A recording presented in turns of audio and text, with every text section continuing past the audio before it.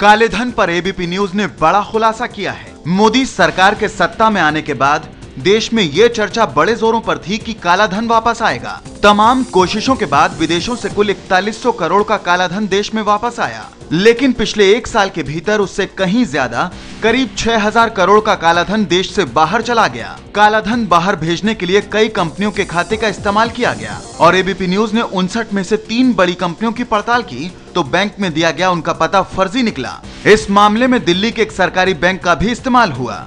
इतना ही नहीं, दाल, चावल और ड्राई फ्रूट्स मंगाने के नाम पर पैसा बाहर गया और इस मामले में नियम कानूनों की धज्जियां उड़ाई गईं। एबीपी न्यूज के पास इस घोटाले से जुड़े तमाम दस्तावेज मौजूद हैं।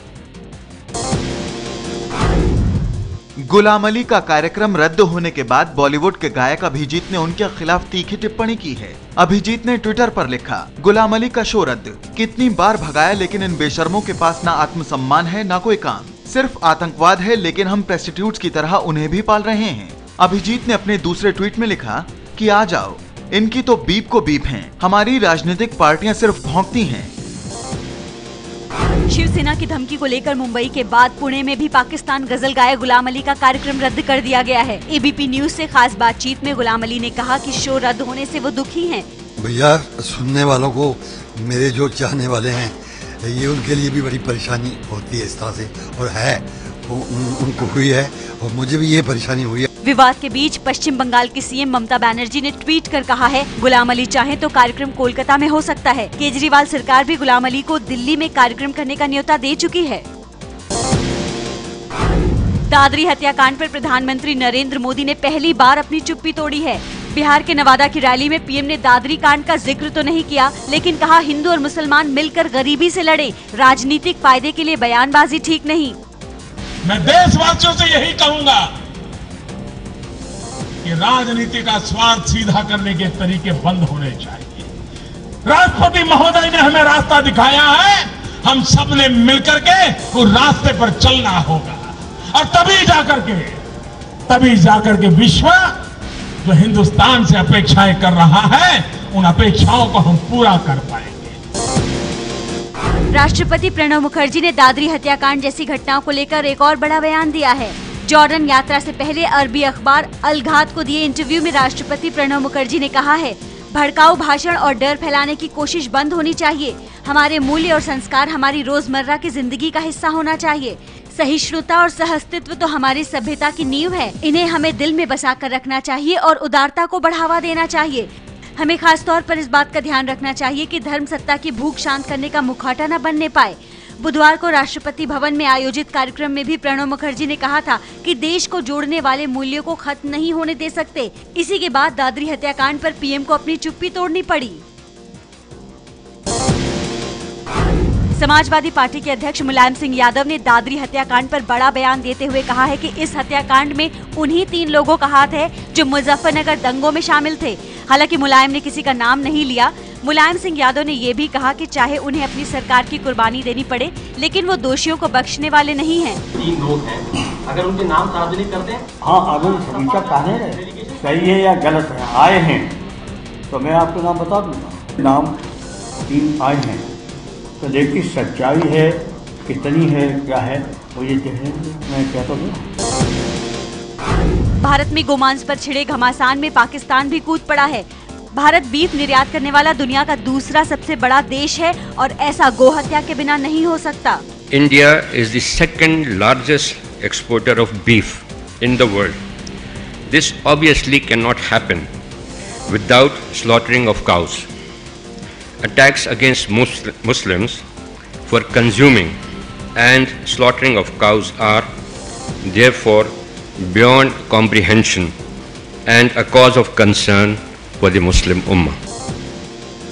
बिहार में एनडीए और लालू नीतीश के महागठबंधन के बीच चुनावी जंग बेहद दिलचस्प होती जा रही है। 12 अक्टूबर को पहले दौर की वोटिंग के पहले एबीपी न्यूज और इंडिया टीवी ने एनडीए के आगे रहने का अनुमान लगाया है, जबकि IBN 7 और आज तक के सर्वे में नीतीश के गठबंधन को आगे दिखाया है। एबीपी न्यूज नीलसन के ओपिनियन पोल में बीजेपी को 128, जेडीयू को 112 और अन्य को 3 सीटें मिलने का अनुमान है। इंडिया टीवीसी वोटर के सर्वे में बीजेपी गठबंधन को 119, जेडीयू गठबंधन को 116 और अन्य को 8 सीटें मिलने का अनुमान है। IBN 7 एक्सिस के ओपिनियन पोल में बीजेपी को 95, जेडीयू को 137 और अन्य को 11 सीटें मिलने का दावा किया गया है, जबकि आज तक सिसेरो के ओपिनियन पोल में बीजेपी को 107 से 115, जेडीयू को 117 से 127 और अन्य को 8 से 12 सीटें मिलने का अनुमान है।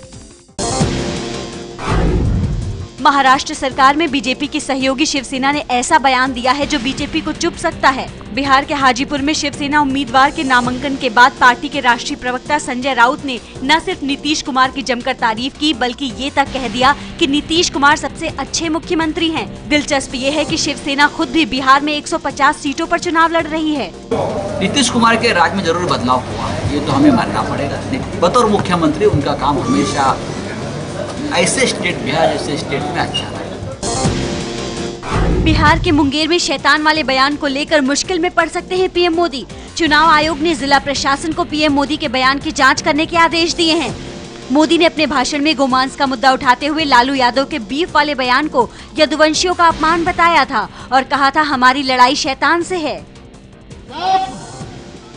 यदुवंश का गुस्सा भड़क गया तो वो कह रहे हैं कि मेरे भीतर शैतान प्रवेश कर गया। ये शैतान को यही एड्रेस कहां से मिल पाया ये मुझे समझ नहीं। जैसे रिश्तेदार आता है और हम पहचान लेते हैं, उन्होंने शैतान को पहचान भी लिया। क्या कमाल है जी। इसको यदि आपने जो वादा है इसे पूरा नहीं किया, जो हिंदू है वो स्वर्ग में अटक जाएगा, सटकेगा नहीं। और जो मुसलमान है वो जो है वो अल्लाह के पास जन्नत में नहीं जाएगा। इसी अपील को लेकर जेडीयू अध्यक्ष शरद यादव के खिलाफ बिहार के नालंदा में चुनाव आचार संहिता के उल्लंघन का केस दर्ज हो गया है। बुधवार को नालंदा में हुई चुनावी रैली में शरद यादव मजहबी अपील करते नजर आए थे।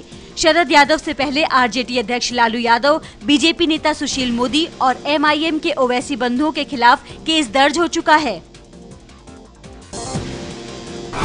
लोक जनशक्ति पार्टी के उम्मीदवार ने किया है बिहार चुनाव में एनडीए की करारी शिकस्त का दावा। यकीन न हो तो वैशाली के राजापाकड़ सीट से एलजेपी के उम्मीदवार रामनाथ रमण का ये बयान सुन लीजिए। एनडीए का लारा है, मोदी जी का लारा है। जो लोग सामने आ जाएंगे उनका सफाया हो जाएगा। मोदी जी का लारा एकदम नरेंद्र मोदी जी का लारा है पूरे बिहार में। और एनडीए का कहीं कोई नाम पता नहीं रहेगा और उसके बाद यूपीए का तो नाम नहीं लीजिए। जब वो नहीं है तो एनडीए कहाँ है, सफाया हो जाएगा बिहार से। दरअसल टिकट पाने की खुशी में रामनाथ रमण ये भूल गए कि वो जिस एनडीए की हार की बात कर रहे हैं, इनकी पार्टी तो उसी में शामिल है। अकबरुद्दीन ओवैसी के खिलाफ FIR दर्ज होने के बाद अब उनके बड़े भाई और MIM अध्यक्ष असदुद्दीन ओवैसी के खिलाफ भी केस दर्ज हो गया है। असदुद्दीन ओवैसी पर फेसबुक पर बीजेपी सांसद योगी आदित्यनाथ के खिलाफ आपत्तिजनक पोस्ट डालने का केस दर्ज हुआ है। योगी आदित्यनाथ के संगठन हिंदू युवा वाहिनी के कार्यकर्ताओं ने पोस्ट को आपत्तिजनक टिप्पणी करने वाले ओवैसी समर्थक मोहम्मद सुल्तान पर भी केस दर्ज कराया है। कांग्रेस उपाध्यक्ष राहुल गांधी का 2 दिवसीय कर्नाटक दौरा आज से शुरू हो रहा है, लेकिन दौरे से पहले एक विवाद खड़ा हो गया है। खबर है कि हावेरी के गुडागुरु गांव में होने वाली रैली के लिए खेतों में खड़ी मक्के की फसल को काटकर मैदान तैयार कर दिया गया। दरअसल राहुल इस इलाके में ऐसे किसानों से मिलने वाले हैं जिनकी फसल नष्ट हो चुकी है। कुछ किसान आत्महत्या भी कर चुके हैं। डीएमके नेता और करुणानिधि के बेटे स्टालिन फिर विवादों में घिर गए हैं। गुरुवार को तमिलनाडु के कोयम्बटूर में स्टालिन ने उस वक्त एक ऑटो ड्राइवर को थप्पड़ मार दिया जब वो स्टालिन के साथ सेल्फी लेने की कोशिश कर रहा था। स्टालिन के मैनेजर ने कहा है कि भीड़ को हटाते वक्त गलती से उनका हाथ ऑटो ड्राइवर को लग गया। आपको बता दें कि इसी साल चेन्नई मेट्रो में सवारी के दौरान भी स्टालिन ने फोटो खिंचाने पर एक यात्री को थप्पड़ मार दिया था। मुंबई के जेजे अस्पताल में इलाज के दौरान इंद्राणी मुखर्जी का खाना रेजिडेंट डॉक्टरों को चखाने पर विवाद खड़ा हो गया। डॉक्टरों ने इसे अमानवीय और अपमानजनक करार देकर सोशल मीडिया पर विरोध जताया है। Association of medical consultants Mumbai ने भी राज्य मानव अधिकार आयोग से इसकी शिकायत करने की बात कही है। बताया जा रहा है कि हाल ही में जेल में तबीयत बिगड़ने के बाद जब इंद्राणी मुखर्जी को जेजे अस्पताल में भर्ती कराया गया था तो सुरक्षा कारणों से जेल अधिकारियों ने इंद्राणी के खाने को पहले डॉक्टरों को चखने के लिए कहा। हालांकि जेजे अस्पताल के डीन ने कहा कि ऐसा करने के लिए डॉक्टरों के साथ जबरदस्ती नहीं की गई थी। ग्वालियर के जयारोग्य अस्पताल के ट्रॉमा सेंटर में चूहों के आतंक से परेशान है मरीज। बुधवार रात चूहों ने ट्रॉमा सेंटर में भर्ती महमूद नाम के मरीज का पैर बुरी तरह कुतर दिया। महमूद के पैर से बहते खून पर नजर पड़ी तो घर वालों ने चूहों को भगाया। मरीजों का क्या होगा? उनकी जान का तो बना है। वही प्रॉब्लम इस तरह से इन्फेक्शन है तो मैं क्या करूँ, मुझे बताइए। इसलिए मैं बोल रहा हूँ कमल बदल से स्टेटमेंट ले लो, ठीक रहोगे आप, वो प्रॉपर आपको दे देंगे। मैं यहाँ सुपरिटेंडेंट नहीं हूँ, मैं सफाई नहीं देखता हूँ। मैं हरियाणा में कृष्ण प्रणामी आश्रम में रहने वाली 2 लड़कियों से आश्रम में ही किया गया रेप। मामला हिसार जिले के कैमरी का है। मेडिकल जांच में आरोपों की पुष्टि होने के बाद आश्रम के 2 लोगों को गिरफ्तार कर लिया गया है। हालांकि आश्रम आरोपों को खारिज कर रहा है। वो 2 लड़की इल्जाम लगा रही है, वो बाहर ही हुई है, वो पागल थी।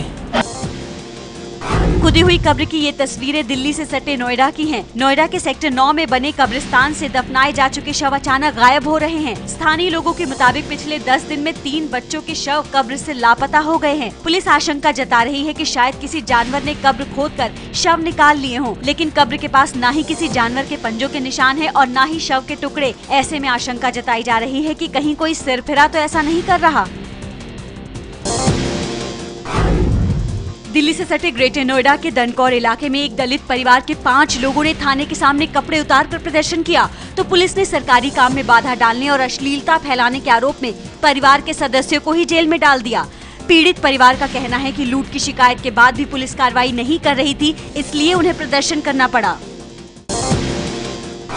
मुंबई के बहुचर्चित नीरज ग्रोवर मर्डर केस में सबूत मिटाने के लिए 3 साल की सजा काट चुकी कन्नड़ अभिनेत्री मारिया सुसाईराज को धोखाधड़ी के आरोप में गिरफ्तार किया गया है।